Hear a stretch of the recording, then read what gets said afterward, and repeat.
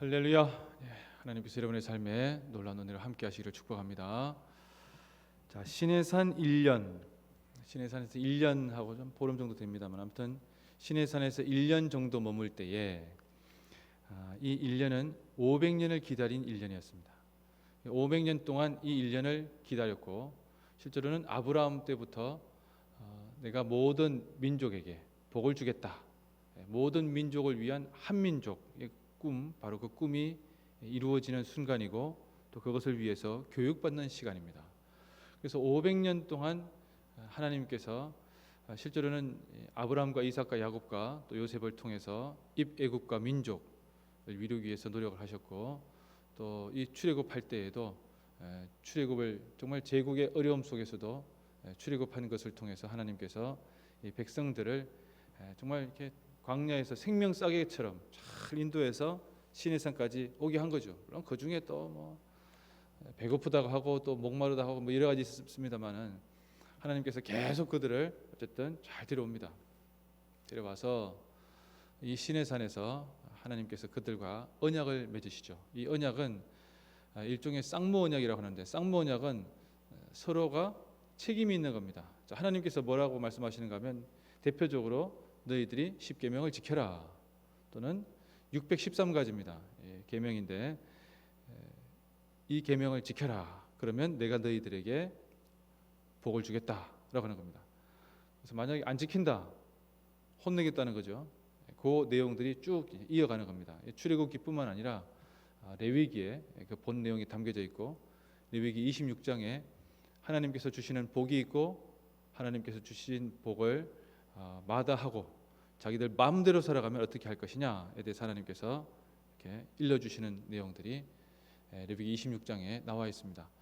자, 그 내용들은 이제 앞으로 성경 강좌를 하면 또 우리 새벽 기도에도 살펴보겠습니다만은 중요한 것은 하나님께서 책임을 지신다는 거예요. 이게 놀랍습니다.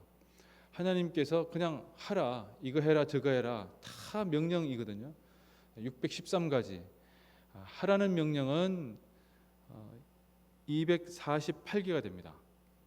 이 랍비가 이걸 쭉 분류를 해봤더니만 248개인데 당시 유대인들은 아기가 태어날 때 가지고 있는 뼈 마디 개수를 248개로 봤어요. 그래서 요즘 의학들은 270개라고 보던데 아무튼 그 사람들은 그렇게 이해를 했습니다.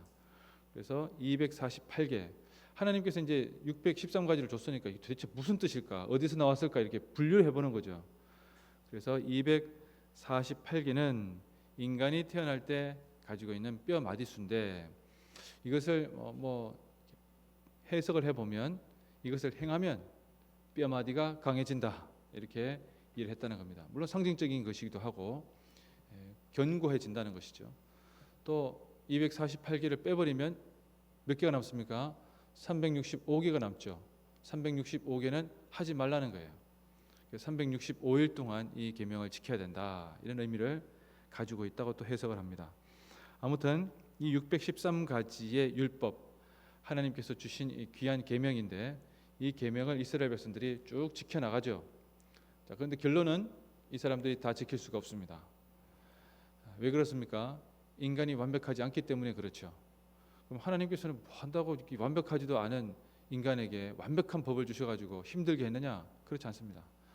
그들이 하나님의 거룩, 하나님의 수준에 대해서 이해하게 될 때, 하나님께서 요구하시는 바에 대해서 이해하게 될 때, 그들은 자기 자신의 부족함을 알게 될 것이고, 그래서 어떻게 됩니까?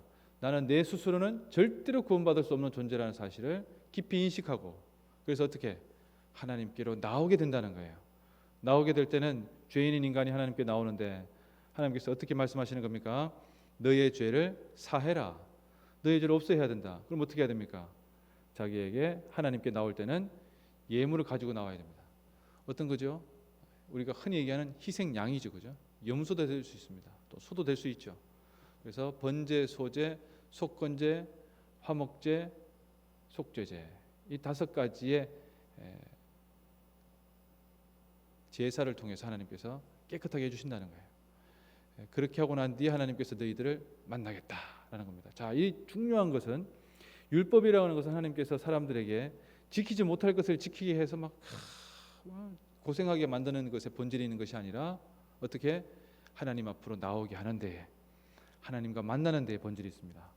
그래서 나중에 출애굽 때 이제 앞으로도 살펴보겠습니다만은 하나님께서 이스라엘 백성들에게 성소를 만들라고 하죠.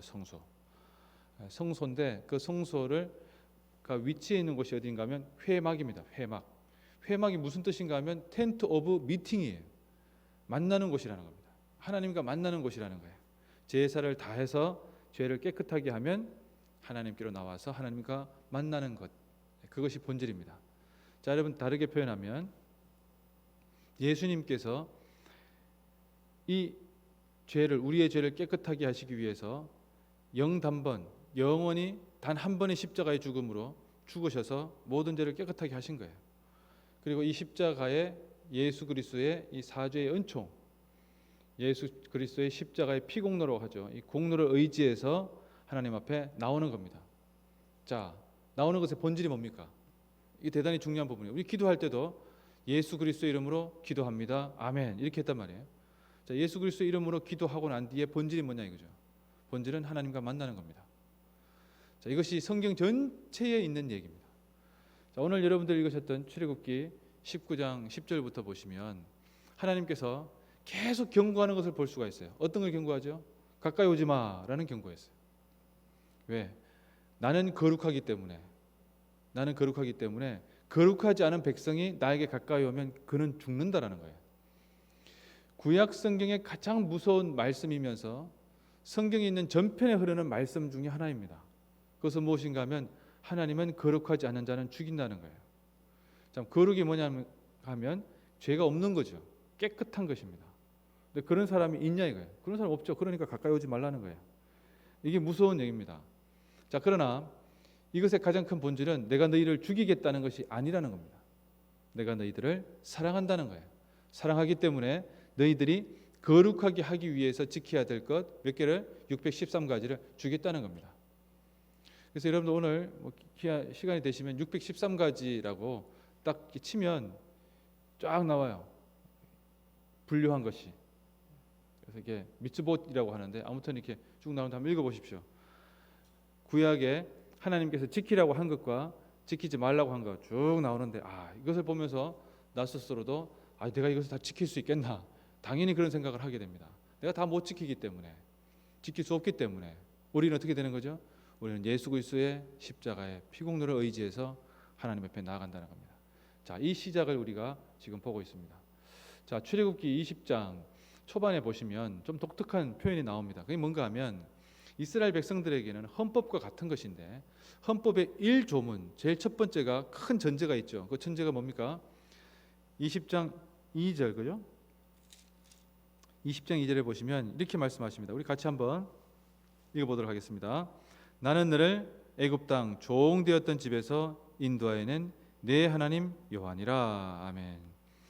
여러분, 이렇게 어떻게 보면은 우리나라 헌법은 뭐 이렇게 주권 재민 이렇게 하면서 대한민국의 모든 권력은 국민에게서부터 나온다 이렇게 나와 있는데 이 헌법 제1조 1항이 이스라엘 백성들에게는 어떤 겁니까? 너는 종이었다 이렇게 시작하는 거예요. 이렇게 표현한다는 것 자체가 좀 이상하죠. 근데 여러분, 이것은 이스라엘 백성들의 자기의 원래 모습이 무엇이었는지에 대해서 깊게 들여다보는 것이면서도 하나님께서 십계명을 주시는 이유가 됩니다. 종되었던 곳에서 어떻게 되는 겁니까? 하나님께서 인도하여 내셨죠. 너희들을 인도하여 냈다. 내가 너희들을 구원했다. 나는 이 모든 것을 너희에게 십계명을 비롯해서 율법을 주지만 이 모든 것의 시작은 너희들을 구원해낸 하나님께서 내가 너희들을 구원하였으니 그 구원에 감격한 이들이 감사함으로 이 계명을 지켜야 된다라는 것이 첫 번째 뜻이고, 또 하나는 하나님은 이 모든 것을 무엇으로부터 시작했는가 하면 하나님은 모든 열방이 주님께로 돌아오게 만들게 하기 위해서 아브라함을 택하였고 그로 인해서 천하 만국이 다 복을 받게 하기 위해서 이렇게 하셨다는 거예요. 그럼 이 모든 것의 시작과 결론을 우리가 반드시 이해해야 됩니다. 시작은 뭡니까? 하나님은 사랑이시라는 겁니다. 자, 이 두 가지, 하나님은 거룩하신 분이다.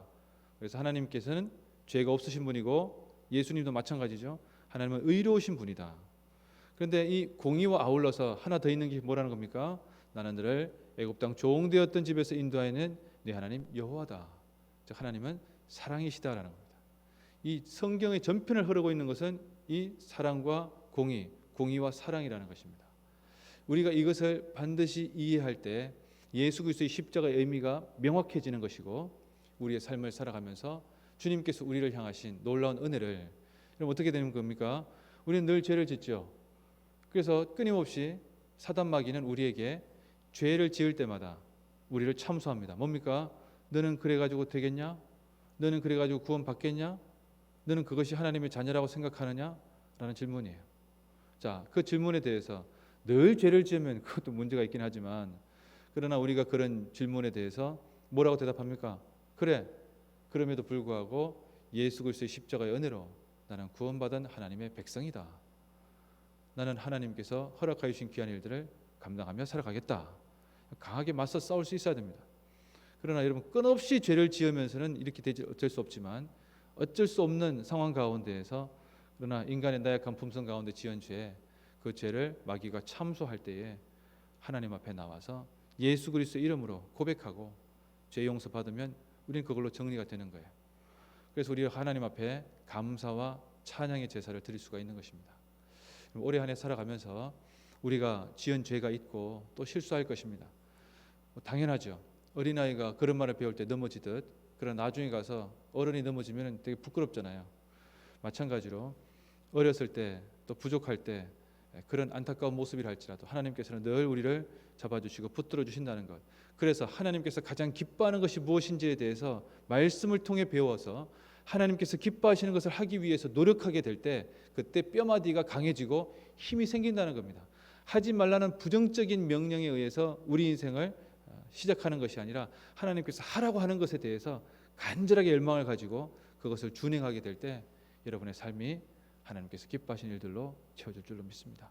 올해 한 해 이제 새해 첫 주일 지나고 새해 첫 월요일이죠. 하나님께서 여러분의 삶에 이 계명을 주신 이유는 하나님 말씀대로 살아가서 강건하게 된다는 것, 이것을 기억하며 사랑과 공의의 하나님을 온전히 의지하고 의뢰하는 올해 한 해 평생 되도록 합시다. 기도하겠습니다.